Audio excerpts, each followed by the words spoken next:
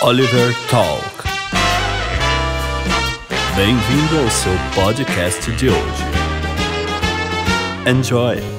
Sejam bem-vindos a mais um Oliver Talk, o seu podcast de filosofia, cultura e literatura. Eu sou o professor Oliveira e vamos continuar mais uma série de podcasts sobre a vocação. Conforme o episódio anterior, nós estávamos falando o que é uma vocação, qual é a diferença de vocação e profissão e o tema central, o que é uma vida intelectual. Eu mudei o nome do podcast por causa de alguns problemas autorais. Você que já me acompanha há um tempo, percebia que eu falava Olivercast. Agora eu mudei para Oliver Talk. Por quê? Porque já tinha vários Olivercasts. Mesmo que fossem Olivercast com C, no meu caso era com K, mas enfim, pra não dar problema, eu mudei para Talk, correto? Que parece que eu sou o primeiro a ter esse nome, vamos ver. Então é o seguinte, vocês também podem perceber que a qualidade melhorou muito em relação aos episódios passados. Por quê? Porque agora eu estou fazendo num estúdio de som, não no meu celular, como era feito. Estou fazendo aqui nesse estúdio de som, junto com o pessoal da Panela Produtora, e o editor dos meus podcasts é o famoso Papa Figo, como ele gosta de ser chamado. Ele tem um nome misterioso, ninguém sabe o nome dele, nem a mãe dele, mas ele será chamado de Papa Figo, certo? Então roda a vinheta aí, Papa Figo, pra gente começar o nosso tema.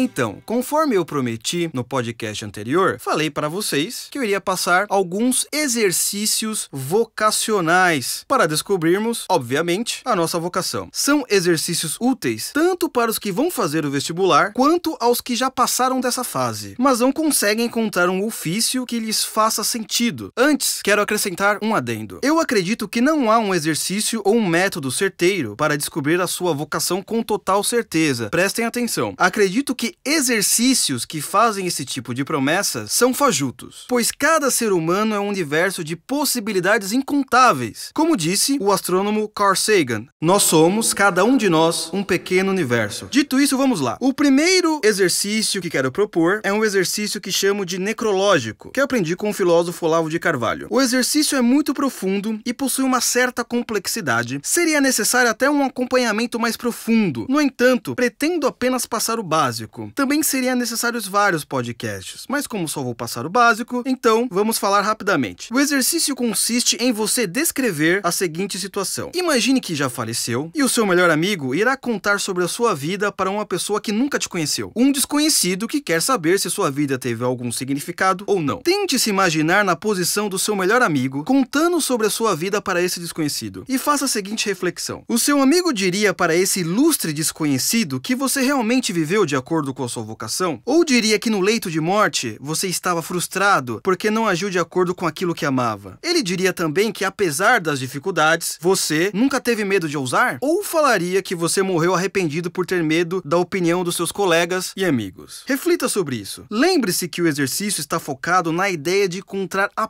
própria vocação ou sentido da vida. Então, suprima todas as possibilidades de bens materiais. Como assim? Por exemplo, tire a parte que você ficou muito rico ou muito famoso, porque esses elementos muitas vezes dependem também de outros fatores que não estão sob o nosso controle. Se acontecer de ficar muito famoso e rico, é bom. Caso não aconteça, é bom também. Um detalhe que não posso deixar de passar. Esse exercício é feito anualmente, de ano em ano. Você revisará aquilo que escreveu para saber se está chegando próximo da sua vocação. É muito importante essa parte, porque às vezes a gente escreve um primeiro necrológico e nós estávamos, na verdade, influenciados por uma série de elementos imaginativos, ou a gente estava viajando na maionese. Então, sempre de ano em ano, você vai revisar. Por quê? Também para saber se você está chegando próximo daquele objetivo a qual você disse, eu quero ser para a vida inteira, correto? Há também uma terceira possibilidade que pode ocorrer depois de você meditar sobre esse exercício. Qual é? É descobrir que você não sabe qual é a sua vocação e qual é o sentido para a sua vida. Isso acontece com frequência. Então eu tenho uma boa notícia. Não se sinta sozinho. A maioria não sabe qual é o sentido da sua vida e a sua vocação e nem pensam nessas questões. O seu diferencial é que, se chegou até aqui, a sua consciência quer descobrir algo que faça sentido para a sua realidade, o que já é uma baita diferença. Descobrir que está vivo e não apenas sobrevivendo. Ou, nas palavras do filósofo grego Sócrates, uma vida não examinada não vale a pena ser vivida. vida. Continuando, quero passar mais um exercício, principalmente para que os indecisos tentem descobrir qual é a sua vocação. Esse outro exercício, aprendi com o professor Luiz Gonzaga de Carvalho, e ele funciona assim. Pense um pouco sobre a sua infância e aquilo que você adorava fazer nessa idade. Caso não lembre muito da sua infância, tente em períodos mais tardios, como na pré-adolescência e no começo da vida adulta. Por exemplo, quando eu era uma criança, o que eu gostava de fazer era fuçar e tentar arrumar os aparelhos eletrônicos. Não entendia muito bem porque eu gostava, na verdade. Eu sei que tinha uma paixão enorme em tentar descobrir como funcionavam esses aparelhos. Lembro-me de tardes inteiras, abrindo os antigos videocassetes e TVs de tubo. Não conseguia consertar quase nenhum desses aparelhos, mas me alegrava em observar o funcionamento interno deles. Quando conseguia consertar algum, sentia-me recompensado, mas esse sentimento não era maior daquele de descobrir a lógica interna desses aparelhos. O mais natural era que eu fizesse um curso relacionado à elétrica ou eletrônica, como disse no podcast anterior. Eu até tentei, mas o que me movia não era exatamente consertar o equipamento em si. Isso que é importante vocês observarem. Mas era entender como as coisas funcionavam. O que posteriormente entendi que era descobrir como funcionava a realidade. O que me levou da engenharia à filosofia, pois o interesse em verificar de como funcionava a realidade em um simples aparelho é o mesmo para tentar descobrir o que é a justiça ou qual é o sentido da vida. Percebem como uma pequena distração infantil pode levar a uma multiplicidade de escolhas na vida? É exatamente isso que acontece. Continuando nessa mesma linha de raciocínio, quero propor algo. Tentem exercer os mais variados tipos de ofício enquanto ainda são jovens. Não que na idade adulta seja impossível, é apenas mais difícil devido a outras responsabilidades que surgem por causa da demanda natural da vida. Vai casar, não sei quantos empregos tem, enfim, filhos. As coisas ficam um pouco mais complicadas. Então, por exemplo, se você é um jovem que frequenta uma igreja, um clube, uma associação ou até mesmo a sua escola, há vários tipos de atividades que você pode exercer para tentar descobrir as suas habilidades. Participar do teatro, ministrar aulas, cantar no coral, tocar algum instrumento, cuidar da parte administrativa, fazer caridade visitando órfãos, idosos e etc. Nesses vários tipos de atividades, você pode descobrir algo que lhe deixa satisfeito. Descobrir aquele ofício que você faria mesmo que não te pagassem R$1. Essa sensação de trabalho bem feito, de se realizar naquela atividade, indica algo muito próximo da sua vocação, certo? Então eu acho que eu estou terminando esse primeiro bloco e vamos para o nosso novo bloco, recomendação do Oliver. Roda a vinheta aí, Papa Figo.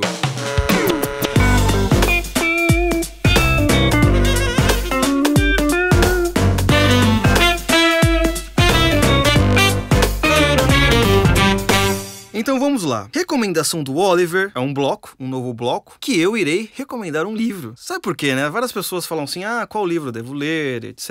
E como eu leio alguns, para justamente, além dos estudos pessoais, palestras, etc., também para vocês. O livro que eu vou recomendar justamente é o livro do Sertilhán, que é A Vida Intelectual. Esse livro, inclusive, eu usei alguns trechos dele aqui para explicar para vocês como é que funciona a vida intelectual e a vocação. Tem uma parte que ele fala sobre a vocação e como faz para você descobrir a sua vocação, se você quiser se aprofundar mais sobre esse tema, certo? Então, um livro que foi lançado pela editora Realizações, e eu sei que muitos de vocês acompanham por causa do C.S. Lewis, mas o livro do Sertilhán, ele também fala sobre vocação, e ele e o Lewis possuem muitas coisas em comum. Quero destacar apenas 3 capítulos que usei deste livro A Vida Intelectual. O livro tem 3 partes importantes, na minha opinião, que são o que é a vocação intelectual, a organização da vida e o trabalho criador. Na primeira parte, o que é a vocação, temos essas explicações gerais que passei para vocês no podcast. Citei alguns trechos do autor, misturando com as minhas próprias experiências. Você pode ter uma compreensão maior de alguns aspectos do que eu disse lendo essa parte do livro. Na segunda parte, a organização da vida, o autor oferece uma série de conselhos de como cultivar a vida intelectual. Não somente lendo bons livros, mas como ler e entender, como cultivar relacionamentos necessários e, a parte que creio ser fundamental, a dose necessária de estudos. Não somente para o vestibular, pois a vida não é só isso, mas pela busca pessoal da verdade. Ou seja, se você quiser saber como estudar, ser um autodidata, esse livro é ótimo, que ele dá uma série de conselhos práticos. E a terceira parte que eu quero recomendar do livro se chama O Trabalho Criador. O que é exatamente isso? O autor explica a melhor maneira de produzir conteúdo com aquilo que você leu e meditou, porque muitas vezes nós estamos lendo várias coisas e não sabemos como sintetizá-la, né? Você não sabe como fazer essa conexão entre vários autores e produzir também algo, ou um artigo, ou um diário, ou um podcast, talvez, como estou fazendo agora, ou um vídeo no YouTube, ou algo relacionado a anotações pessoais. Não que seja necessário escrever artigos, livros, vídeos ou fazer um podcast, mas, como eu disse, para você escrever e tomar notas necessárias daquilo que leu e saber relacionar com outros livros. Por exemplo, você acha que um grande físico se faz somente estudando física? Isso é uma das maiores bobagens que você pode ouvir. Um grande físico não se faz somente com livros técnicos, se faz também com aquilo que leu de outras áreas do conhecimento, como literatura, filosofia, artes e etc. O grande físico Heisenberg é a maior prova de que a mente que deseja entender a totalidade da realidade, ou pelo menos a maioria das camadas da realidade, precisa ter conhecimento de outras áreas do saber para poder enxergá-la como um todo. Então não é você sendo de uma área restrita, como a física, literatura, a matemática ou as artes, que você não deve conhecer essas outras áreas, porque é muito importante, porque você como artista ou cientista, a sua função é estudar a realidade, e a realidade é composta por várias matizes, ou por várias áreas do conhecimento. Então era isso que eu gostaria de falar, nós finalizamos por aqui, e nos encontramos no próximo podcast. Muito obrigado a todos. Oliver Talk. Este é o fim do seu podcast. Muito obrigado.